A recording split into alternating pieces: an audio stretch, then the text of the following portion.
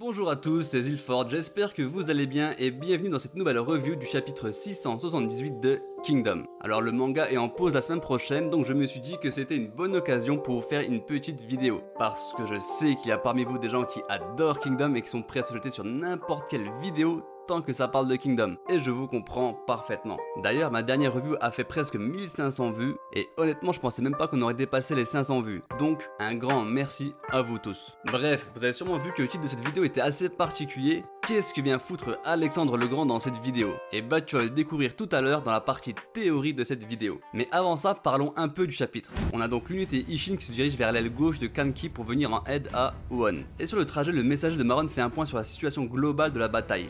Et c'est pas fameux. Après 8 jours de combat, l'armée de Kanki enchaîne les défaites sur tous les fronts. Au centre, le QG a failli être détruit. Sur l'aile droite, Raido fait de son mieux mais pareil, il est dans une mauvaise situation. Et sur l'aile gauche, c'est littéralement un massacre. Autrement dit, l'armée de Kanki est au bord de la défaite. Elle ne tient qu'à un fil et à tout moment, elle peut céder. Et les ordres de Kanki pour l'unité Ishin, c'est 1. Prendre la colline coûte que coûte, et 2. Menacer le QG de Koshu. Pas prendre la tête de Koshu, mais menacer son QG. Et là, j'insiste bien sur ce point parce qu'il aura son importance pour ma théorie. Ishin rejoint l'aile gauche, et là, il découvre que c'est vraiment un massacre. On voit les soldats de Zhao achever les survivants, et en fait, la bataille, on a l'impression qu'elle est déjà terminée. Déjà, on découvre Kohan est au bord de la mort.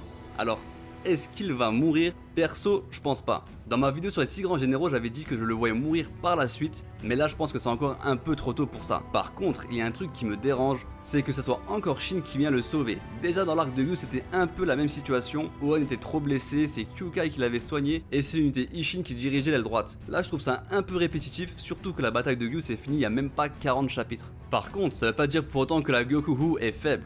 Dès le début de la bataille, Uon et ses hommes savaient que prendre la colline avec aussi peu d'hommes c'était impossible. C'était impossible, Kanki lui-même le savait. Alors pourquoi il a ordonné à l'aile gauche de prendre cette colline? Eh ben on verra ça aussi dans ma partie théorie. Mais ouais, je pense pas que l'armée de Uon soit totalement vaincue. Déjà, où se trouvent Akakin et Kanju? Je pense pas qu'ils soient morts, donc ils doivent être en train de se battre quelque part. Et de toute façon, l'unité Ishin ne pourra pas capturer la colline toute seule. Sinon oui, je sais pas si c'est moi ou c'est voulu par Hara, mais dans le regard de Shin, j'ai l'impression que son côté instinctif vient encore de s'éveiller. J'ai l'impression qu'il a vu au moment là comme un feu au loin sur le champ de bataille. Et pour moi, on a la situation idéale pour qu'il éveille une bonne fois pour toutes son côté instinctif. La situation, elle est critique, Shin Sequan vient de devenir père, il le laissera pas mourir. Donc il perd pas une seconde et il fonce dans la mêlée pour le sauver. Mais Ten n'a pas eu le temps de préparer une stratégie, Shin va devoir se débrouiller tout seul sur le front, et le moindre retard pourra entraîner la mort de Uon. Et c'est pour ça que je pense que sous cette pression, Shin va éveiller définitivement son côté instinctif. Et il faut obligatoirement qu'il le fasse pendant cet arc. Il est devenu général, son armée grandit, et il arrivera forcément des situations où Ten et Kyukai ne seront pas là pour lui dire quoi faire, où il devra se débrouiller tout seul. Et sur ce plan, il est beaucoup trop en retard par rapport à Uon et Muten. Alors, évidemment, sur la stratégie, il n'égalera jamais ces deux-là, mais il faut quand même qu'il soit capable de se débrouiller un minimum tout seul. Bref, la situation est catastrophique sur tous les fronts, et qu'est-ce que fait Kanki pendant ce temps? Bah rien. Le grand général est en train de siroter tranquillement son verre, toujours avec des meufs à côté, et regardez-moi cet homme. Regardez la sérénité sur son visage. Son armée est au bord de la défaite, et pourtant, on ne lit aucun stress. Aucune pression sur son visage. Il attend. Il attend quoi? Il attend que tous les éléments soient réunis pour pouvoir infliger une blessure mortelle à l'ennemi. Et ça tombe bien, sa pièce maîtresse vient d'arriver sur le champ de bataille. Et cette pièce, c'est bien évidemment Shin. Et on arrive donc enfin à ma théorie sur le plan de Kanki pour remporter la victoire. Dans ma dernière review, je vous disais que le seul moyen de remporter une bataille avec un déséquilibre numérique aussi important, c'était de prendre la tête du général ennemi. Ça déstabilise la chaîne de commandement et ça peut paralyser complètement toute une armée.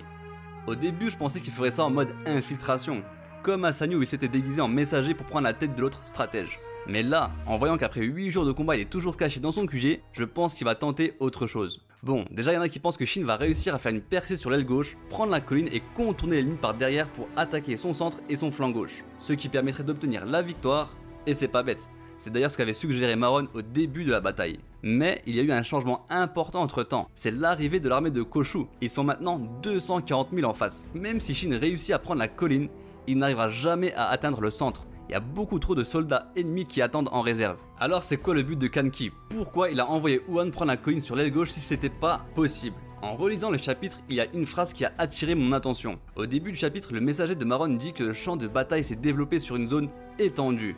Et dans la case juste en dessous, il redit que le champ de bataille est vaste. Donc pour moi, la première phase du plan de Kanki, c'est d'étendre au maximum la bataille sur la longueur pour disperser la très grande armée de Koshu. Et ça me rappelle une bataille d'Alexandre le Grand, la bataille de Gaugamela.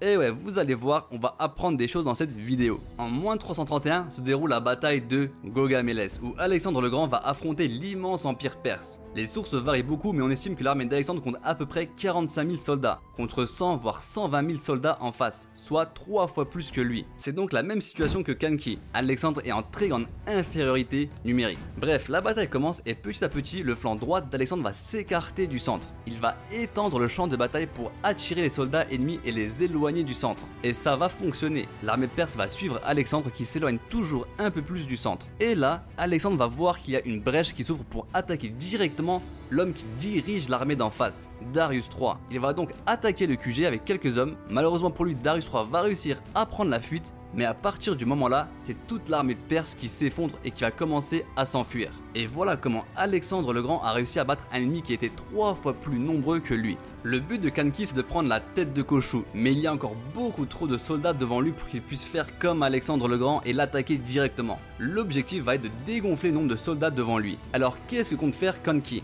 Tout d'abord, il essaye d'étendre le champ de bataille au maximum, et c'est pour ça que Kohan devait absolument tenir l'aile gauche dès le premier jour. Le centre et l'aile droite de l'armée de Kanki reculent, mais c'est pas grave, le but de la manœuvre c'est uniquement d'attirer le maximum de soldats ennemis. Une fois que ça c'est fait, on passe à la phase 2 avec Shin, et on rappelle les deux ordres qu'il a reçus de Kanki. C'est 1. Prendre la colline coûte que coûte, et 2. Menacer le QG de Koshu. Alors pourquoi Kanki n'a pas appelé Shin directement sur l'aile gauche? Parce qu'il veut jouer sur l'effet de surprise, prendre la colline alors que l'ennemi ne s'y attend plus, quand sa vigilance est au plus bas. L'effet psychologique sera encore plus grand. Et dans la panique, Zhao enverra beaucoup plus de renforts que si c'était fait autrement. Avec tous ses exploits, Kanki sait que Shin est capable de prendre cette colline. Il lui fait confiance sur ça. Kanki reconnaît la force de Shin, allant jusqu'à même baser son plan sur lui. Franchement, je trouve ça incroyable. Donc Shin va réussir à prendre cette colline et menacer le QG de Koshu. Et il n'a pas besoin d'atteindre le QG, son rôle à lui c'est d'attirer le maximum de soldats ennemis. Et je rappelle qu'on parle de là de l'homme qui a tué l'un des 3 grands cieux de Zhao, l'homme qui a tué Uken. Donc Zhao va pas du tout le prendre à la légère. Finalement, Shin va servir d'appât pour réduire le nombre de soldats qui se trouvent devant Koshu. Et c'est à ce moment-là, où il y aura le moins de soldats de Zhao devant Koshu, que Kanki va lancer une attaque contre le QG de Koshu pour prendre sa tête. Je le vois très bien prendre avec lui le clan Zenu par exemple parce qu'ils sont très puissants. Alors oui, tout va se jouer sur une seule attaque. Oui, il y aura encore beaucoup de soldats devant Koshu. Oui, c'est un plan très risqué, mais c'est exactement le genre de stratégie qu'utilise Kanki. Ça va peut-être finir par le tuer un jour, mais pas aujourd'hui. Donc pour moi, c'est ça le plan. Depuis 8 jours, il attend patiemment que le champ de bataille soit assez étendu pour disperser les troupes ennemies pour qu'il puisse prendre en un éclair la tête de Koshu. Voilà donc ma théorie sur le plan de Kanki. Peut-être qu'elle sera bonne, peut-être qu'elle sera complètement fausse. On verra bien. En tout cas, dites-moi ce que vous en pensez dans les commentaires et moi je vous dis à la prochaine.